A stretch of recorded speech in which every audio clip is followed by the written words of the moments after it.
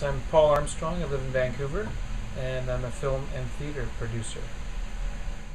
But here's a flyer on it, as you can see. They have 24 hours to make a short film. It's run out of New York and takes place all around North America in 20-something cities throughout the year. And Vancouver is just coming up. People have 24 hours, they make their film, and then they screen at a theater in front of hundreds of people. And last year, Vancouver's film came in 3rd place. And then also run the Hot Shot Shorts Contest, which is an annual contest where people submit scripts, and then judges narrow it down to 5, and then select a winner, and then that gets made with sponsorship, money, and donations in kind. Anyway, so we've made 3 films now through the Hot Shot Shorts Contest. The first was The Bar, starring Peter DeLuise, who of course starred in 21 Jump Street with Johnny Depp. And then we also filmed a couple other short films through the contest that starred Jodelle Ferland, who's now on Twilight.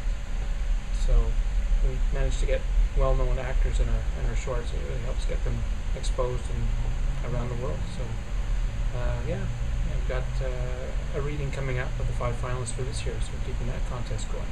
That's the Hot Shot Shorts Contest. Yeah, there's more info at celluloidsocialclub.com for info on the screenings and the contests.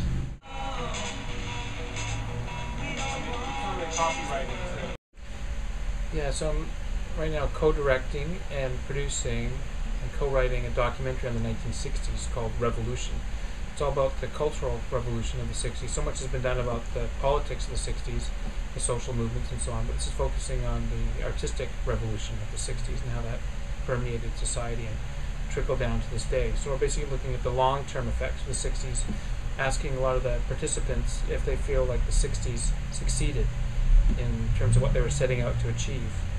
And we're looking at how they try to change the world primarily through artistic means, music and album cover art and psychedelic posters and just the general lifestyle of the 60s, so how they almost lived their art. I'm doing the project with Carl Ferris, who is Jimi Hendrix's album photographer.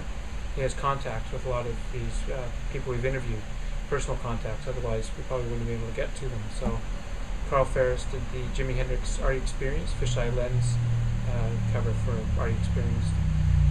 So he's well known in those circles. His work, of course, is very well known to the wide public as well. And we've traveled all around the world, Europe, California, Hawaii, interviewing 70 people from the 60s. Some people include Pat Simmons from the Doobie Brothers, John Densmore from the Doors, Keith Emerson, Lake and Palmer, Wavy Gravy, who was the MC at Woodstock, Pamela DeBar, who was the original groupie and dated every rock star from the 60s, Jenny Boyd, who was married to Mick Fleetwood, and whose sister Patty Boyd, who we also interviewed, was married to George Harrison, Willie Nelson, Mick Fleetwood from Fleetwood Mac, Paul Krasner, who coined the phrase the Yippies, which of course in the 80s became the Yuppies. Yippie. He was in the Yippies with Abby Hoffman, but by the 80s, of course, have been transformed into Yuppies. So it's all thanks to him. We've also interviewed Paul Kantner from Jefferson Airplane, and Peter Coyote, who's actually our narrator as well, and Klaus Voormann, who was the Beatles' original fan in 1960 when he discovered them in Hamburg, and then was actually touted to become one of the Beatles at one point in 1970 when they were breaking up. He was almost going to be joining them as they were ending their career 10 years later. But he played in the Plastic Ono band with John Lennon. So these are just a few of the people that we interviewed. Go into their homes and interview them there and get a sense of who they are from their surroundings, just like what's happening here. Yeah. I have to say my first love is theater, just because I enjoy live action. I think any art form that's less mediated, I think has more of a direct impact. Although that said, there are great films that can make an impact with film as well. But for me, it's always been theater. But it's just very difficult to just do theater. So I do both film, which I enjoy as well, of course, and theater. But my first love is actually reading. As you might be able to tell, I have over 3,000 books. But reading doesn't pay, unfortunately. So I do it whenever I can. I buy a book every 2 or 3 days. It's almost an art form, a display of the covers.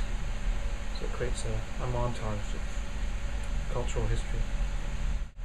In terms of collecting, I'm most interested in anything that sort of gives a window into the past. So if an object can tell me as much as possible about what the person who was living at that time was thinking and doing, just something that gives me an insight into that time period.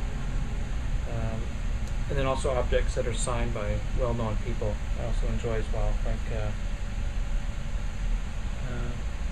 I've got a copy of a book by Allen Ginsberg, signed by Allen Ginsberg, or another one signed by Lawrence Ferlinghetti, one of the original beats.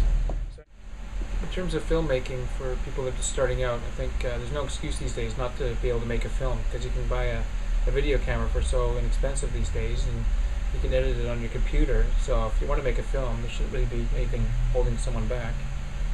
I guess the question is just raising some money so you can build up the production value, but there's no excuse not to just build up your skill set just by practicing on a video camera, and then just basically working up from there and getting funding, and some of the contests I run are a great way to do that, because it forces you just to do it.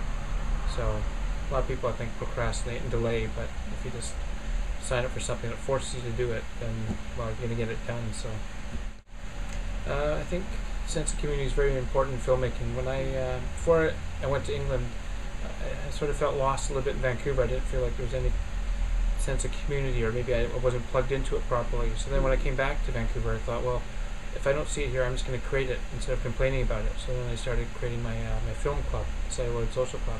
So rather than complaining about it, I thought I'd better just make one myself. Because filmmaking, of course, isn't a solitary art form like writing a book or something is. You have to collaborate, so it's important that there is a community. So I think that's maybe one of the reasons I try to get people together to work on projects, because it's the only way to get them done.